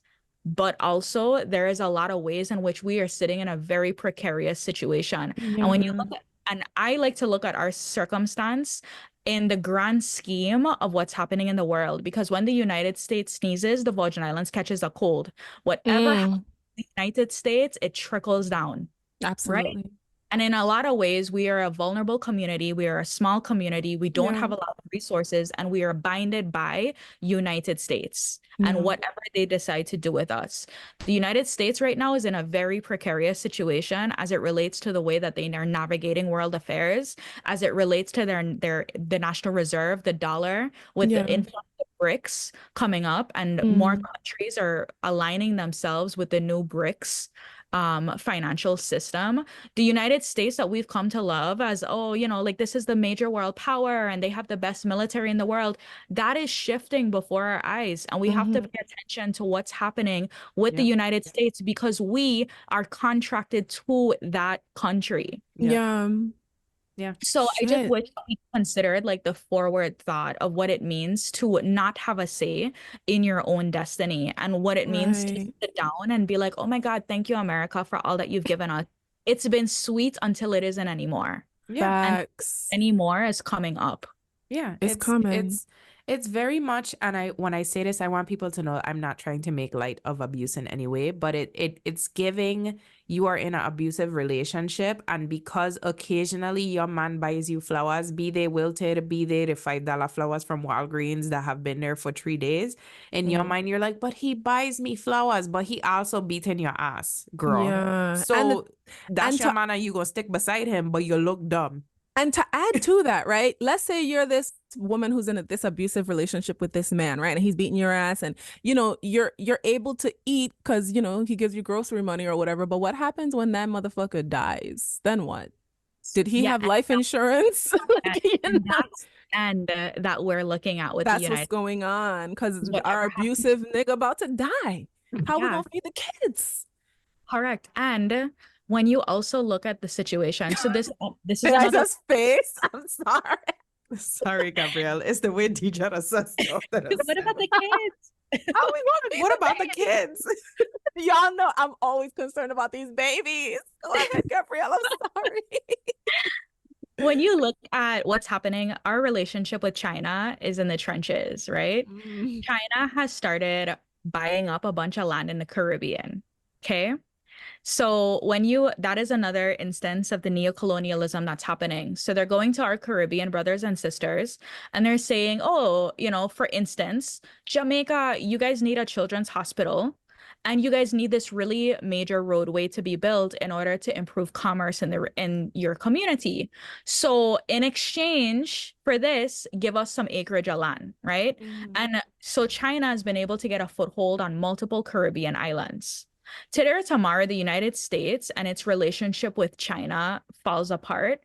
We are a prime target, right? Because we are so close to these indirect possessions of China that we don't know what that means for us. And in a way where the United States has never how the Virgin Islands has never necessarily been brought into a war. Yeah. And you look at a situation with St. Croix and they're trying to open up the oil refinery again, right? Back in the early 2000s, that oil refinery in St. Croix was one of the leading producers of oil in the Western Hemisphere. So much so that when 9/11 happened, St. Croix was heavily guarded, right? They sent naval ships, they sent military airplanes constantly flying over the island because it was such a vulnerable spot for the United States, right? So consider now, decades later, China has a deeper foothold in our Caribbean region, right?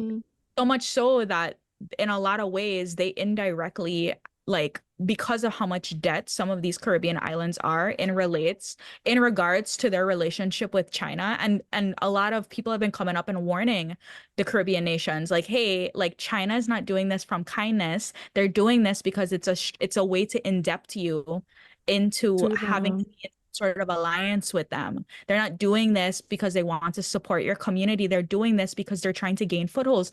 We see that happening all throughout Africa right now, where again, China is going in and they're buying up all of this land and they're opening these businesses and they're creating these footholds very similarly to the settler colonialism that we talk about. Yeah. right? It just looks different because it's not inherently white people, but Yeah. it's happening in other ways by other major countries.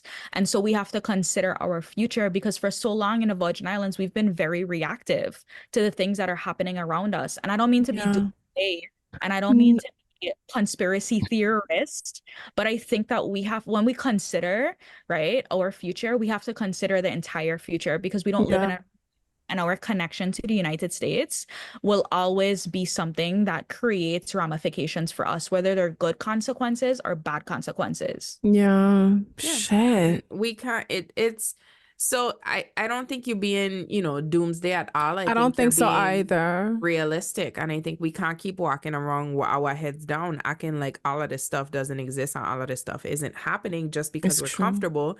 Because ignoring when things are on fire because you're inherently comfortable is an inherently American thing to do. It's I will very just say American. it's so American to see everything else on fire and be like, well, as for me and my house, bitch, Yeah, we're my house is good. fine. So I understand that the neighbor's house is on fire. I understand that the house across the street is also on fire. But I'm gonna just go ahead and turn Yeah. on the gas and cook some Until breakfast for my until family. my smoke alarm go off, we're good. Like, Yeah. it's such an American thing to do. And I think it ties back to the conversation we were having earlier, where when we start speaking out against colonialism and against how it's impacting us, there Yeah. are Virgin Islanders who want to be like, but we're fine. We have all of the benefits. No, girl, No, we you don't. may be experiencing some benefits, but that's not the story for all Virgin Islanders. There are Virgin Yeah. Islanders living in poverty because of colonialism. There are Yep. Virgin Islanders who cannot pay their electric bills. There are Virgin Islanders whose homes still don't have repaired roofs on them because FEMA was able to just be like, peace out. We're not going to uphold what we said we were going to fix, including my mother. My Facts. mother roof is fine, by the way, but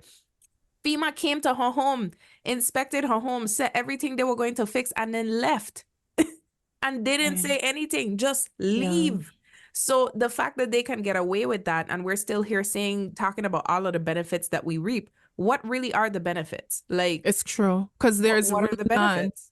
There are none. No. It's actually like fucking heartbreaking. And even down to like on like a more like basic fundamental level, even when you think of like our skills, we've inherited so much of America's way of life that I don't think people back home are as skilled as they used to be back in the day. So they don't even have that to fall on. They're just so used to the American way, right? And it's like, if all this shit falls apart right now, what are we gonna do? Are we gonna be able to plant a little garden? No, because some of us never were taught it. Like, it's almost as though those skills and those fundamental like life hacks, if you will, stopped being passed down from generation to generation. You know what I mean? Like that community sense, that way of existing before, it got lost along the way because we became property of America. I'll also say too that and this is connected to both of you were talking about how you live in the United States, right? I get really frustrated when I hear Americans be like, oh, well, Virgin Islanders move up here to the United States every day, right? The United States is thousands of acreage, right? Thousands and thousands and thousands. The Virgin Islands collectively, I think, is 137 square miles of land. Okay. That's a 130. county, if that. Yeah. And so it's just like if you, a Virgin Islander moving to Arizona and taking up one home in Arizona, does not amount to the damage that is created by somebody from the United States coming and taking up one of our very limited affordable housing options, Yeah, right? it's And true. so if we are truly to be our brother's keeper, right? You have a community of people that are crying out and it's just like, hey, we can't afford to live here because so many people are moving here and the housing continues to go up and all the things that are happening. And for people to turn around and be like, move to America. You know, you could go to America is such a, or you have the right to go to America, right? It's such a like privileged way of perceiving Yeah. things, but it's deeply tied to colonialism and it's tied to the way that Americans perceive Virgin Islanders as an Yeah. extension of themselves, which is why we're America's paradise. So in their minds, they don't understand why when Category 5 Hurricane Irma was barreling down on St. Croix, on St. John and St. Thomas, why Virgin Islanders didn't evacuate. because they can't conceptualize in their mind that evacuation days before a Category 5 hurricane hits means that you're paying at least $4,000 for Yeah. just a one-way ticket out, right? They can't conceptualize that, right? Because there's that, again, that privilege of being American and having that American perception that is where they push their Americanness on the territories. Because in their minds, they're just like, well, you should be lucky to be here. Yeah. Part of that luck and part of that gain for America is that we as Americans get to move. And if you feel uprooted and you feel like you can't live here because of us, then you could leave, just like how we came here. But it's such a privileged perspective because it does not, it erases the culture, it erases the community footprint that we've had, but also it's very, again, it deeply rooted in the colonialism. And if you want a really beautiful view of colonialism, go on what's going on St. Thomas, go on what's happening St. John, go on our apartment pages and see what's happening. Or I wish that someone would take the time. I don't have the time to do it, but if someone wanted to take the time and from the 2000s to where 2024, make a graph of the GIS system that shows who owns what and how much property has passed from the hands of the Virgin Islands, whether it's the government or residents, and has passed into the hands of stateside. I think we would see a really clear picture of a doomsday situation that's happening for our community because we can't conceptualize the amount of erasure that's happening. When you look on GIS, there are huge acreages of land that is owned, like parcels and parcels of land that are owned by companies that are not even from here. Yeah. Shit. Owned by Are people not that from here, are not based here. Nothing. Nobody. But that's they're not going on even in a lot of here. places. Yeah, it's going on a lot of places. And it's just like, again, they're just seeing this as assets, right? They're adding to their assets. Even when you was talking about like Hovensa and the fact that like when 9/11 happened, there was so much like, you know, like coverage, right? So much security coverage, if you will, from the armed forces. They don't care about the people occupying these spaces. The fact that Hovensa was at one point the largest oil distributor in the West on such a tiny island, you know who was impacted by that most negatively? The people occupying that island. There's so many people who are negatively impacted by Hovensa being there, just the air quality alone, right? So it's continue to be impacted. Even though Hovensa's gone.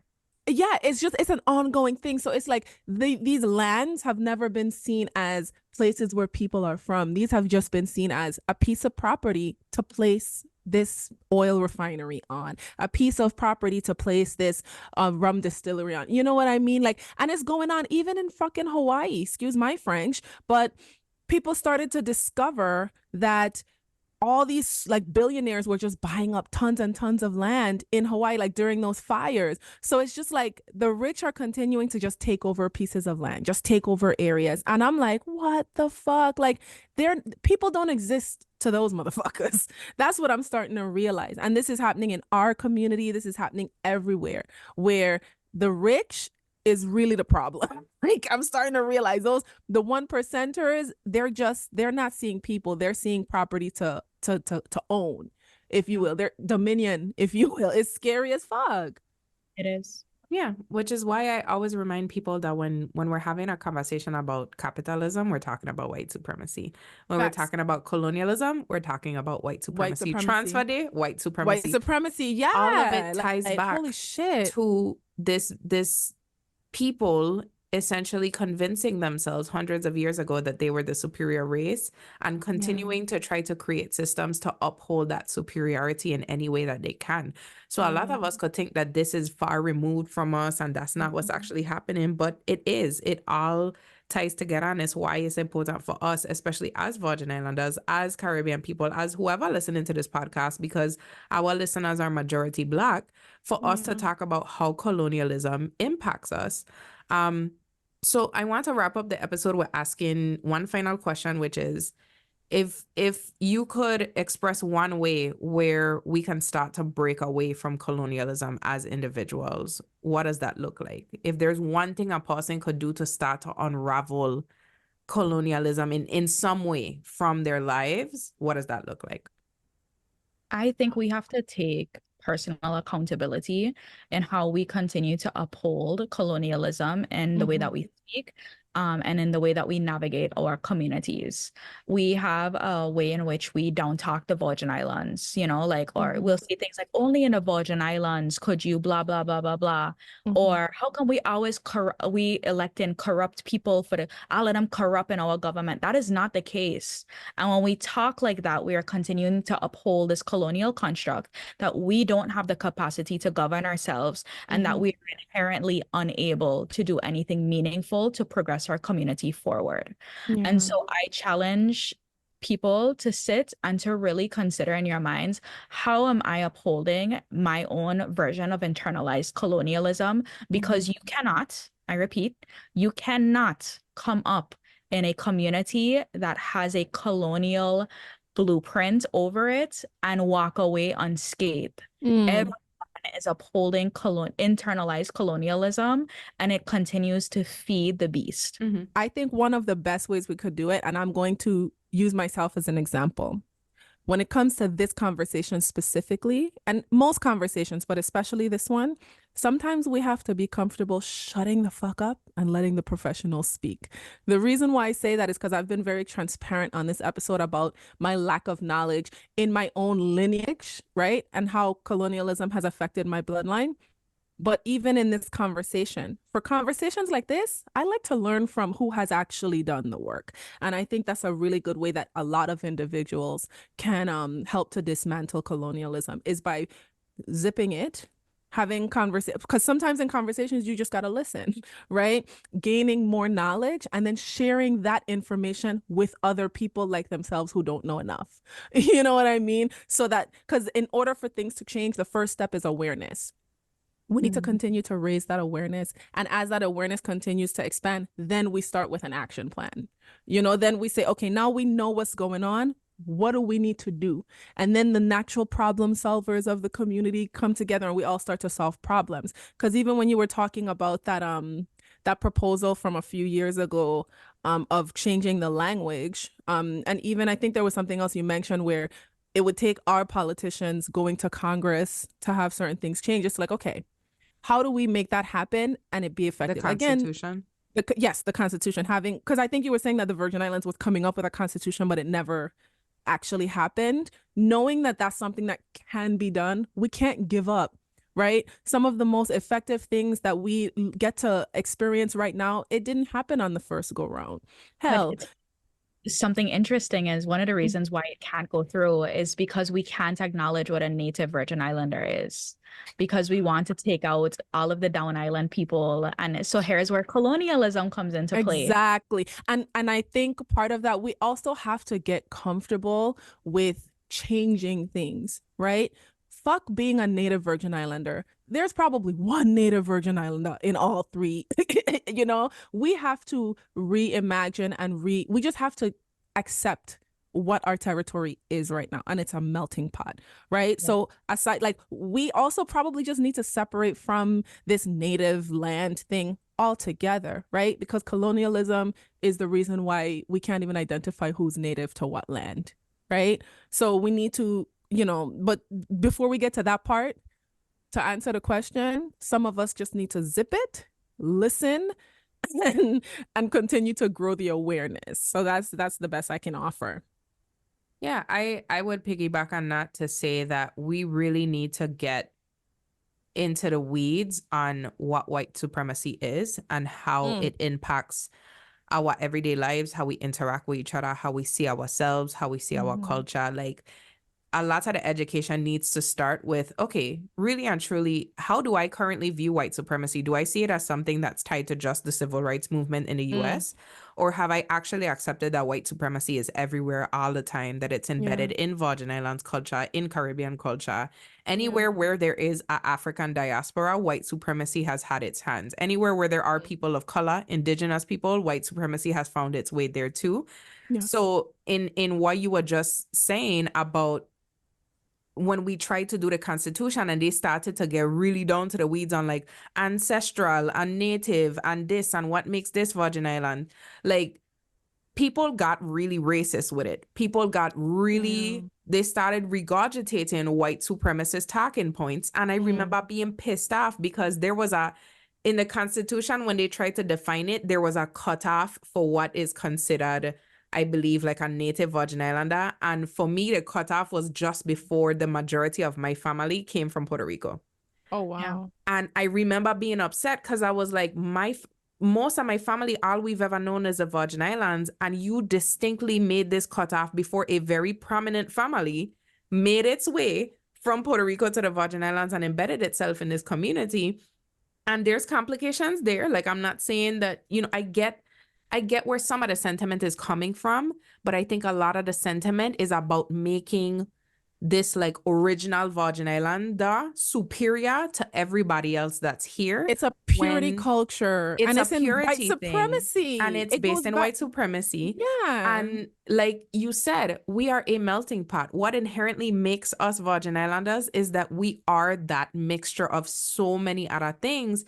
So I think until we really, when it comes to colonialism and unlearning and all of that stuff, you have to start with white supremacy. Because so much of what we do, what we see as professionalism, what we see as speaking properly, what we see as how we should look and present ourselves, all of it is based in white supremacist talking points.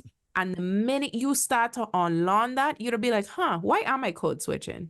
Why don't I think my accent is proper? Why don't I see Down Island people the same as me, even though they've been in St. Croix for years, just because they have background in Dominica and these other places? Like, you need to start asking yourselves more questions and stop just going with a flow of, well, what would we do if we weren't American? Maybe we would have some fucking sense, Jan. I don't know.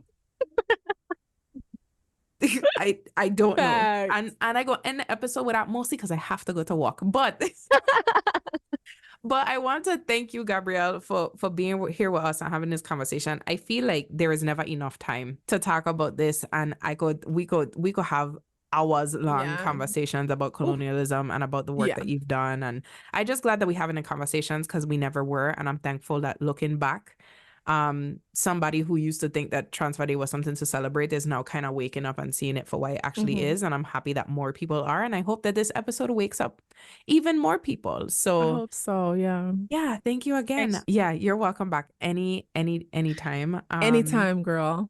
Yeah. And with that being said, y'all know where to find us. Share your insights with us on social media. We will see you right back here next week. Shout out to all of our sponsors and all of our patrons. Before we wrap up, I have to say we are officially at 73 patrons, which is insane. We love y'all. And just to be petty and flex, not all of them just pay $1. I'm just saying. Just in case y'all thinking they're really going on about 75. No, baby. A lot of our patrons pay a lot more than that. They pay a lot more than $1. But no, I'm thankful to the people who have chosen to invest in this show. It says a lot about how much you care about our work and just your willingness to see us grow. If you are a creator and you're hesitating to create a Patreon because you think that people won't invest in you, we have been in existence for almost 5 years. It took 5 years for us to get to this point, but there have always been people who were willing to do it. So absolutely, start your Patreon. Start the Gabrielle, Patreon. I don't know if that message was for you, but it was for somebody. So start the Patreon, start baby. your Patreon. Start it. And I'll tell you, I haven't my Patreon, like my astrology Patreon, I haven't posted on it in a minute, and I still have patrons who like refuse to and I'm kind of waiting for them to like taper off, because I'm redirecting it, but they will not. Listen, and I'm like, okay, cool. we take podcast breaks, and I'll be like, if y'all want to pause it for a little while, they'll be like, y'all shut no, up. See absolutely not. Here, go to money.